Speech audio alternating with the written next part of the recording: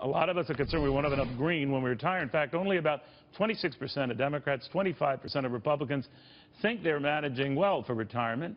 Enter this young lady who says, you know what, we could change those numbers. Love Your Life, Not Theirs. It's her second big book. It's already rocketing to the top of the charts. Rachel Cruze is her name. Good to see you. Yeah, thank you, Neil. Thanks your argument is that you've always got to be setting goals and be looking at this, but too many of us don't, or we give up. How do you avoid the give up part? Sure. Well, you can't lose hope. And a lot of people, when it comes to their money, it's a very hopeless topic. And so that's what I do. What I do every day is I try to insert that hope to say you can take charge of your life. You have to do common sense approach when it comes to your money, and that includes funding retirement. But if you're older, not as young as you, I mean, but it's almost too late. The feeling seems to be, well, I guess I'm going to have to be working till the last day. Sure, and if you, the older you are, the less time you have, obviously. But if you're still breathing, you still have time to save money, and so you just get on that ball quicker. But then for us, the millennials, we have a wake-up call as well to say, hey, look at this generation that's kind of freaking out about retirement, and they're saying we don't have enough. So there's lessons to be learned all around, but you're never too old to start saving money. We were talking about it today, this piece, one of the papers about, well, you can afford to spend a little bit more in retirement. That's an anathema to you, right? You hate hearing that kind of stuff. Well, it depends on what you have saved, and everyone's different. Everyone's lifestyle limit is different. Everyone's income is different to do it. So your number is going to look different. But if you're at a place where you say, hey, I feel good, you know, my math is working out, this is exactly what I'm going to do, compound interest is your friend, we're looking ahead, this is what we think the market's going to do in a position, then hopefully you get to that point in retirement where you can enjoy it and enjoy it to the limit that you were expecting. But I notice a lot, even friends of mine who retired, they're much, much older. But they don't change their lifestyle markedly, and I always look at this, you know, you're going to run out of dough.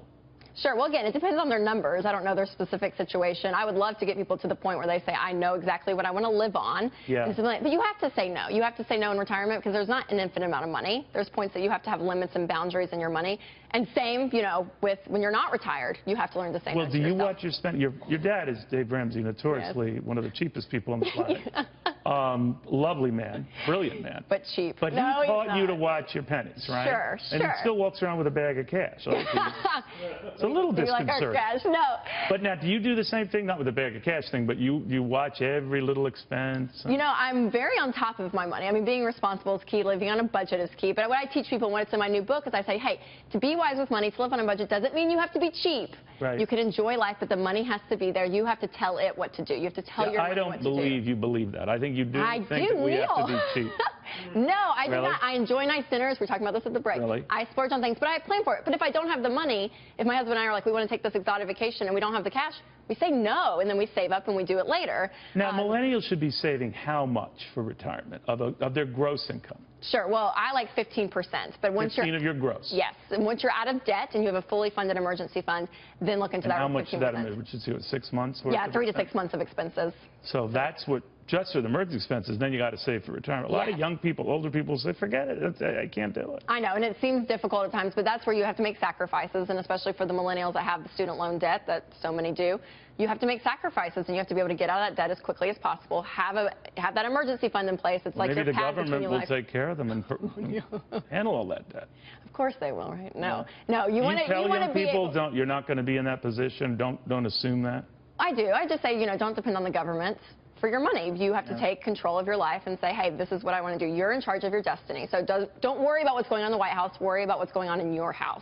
You have to take control of your life. So when you hear that entitlements and all that spending is still going out of control, what do you tell young people, for example, be they Democrat or Republican, right or left? Well, I said with your spending, you have to have a plan. Again, it sounds simple, but it's going back to the budget. And the budget is permission to spend and say, this is how much you have for groceries every month. Here's what you have for restaurants. Here's what you have for clothes. And you just have to plan. Exactly. Real quickly, you and your dad go out. Who pays? I'll probably make him take the tab. Oh, boy, that's a long one. Any daughter would know. Do you take quarters? All right. Love Your Life, Not Theirs. Rachel Cruze. It's just practical advice, how you can avoid some real problems later on. It's too late for me, so I'll be anchoring through 110.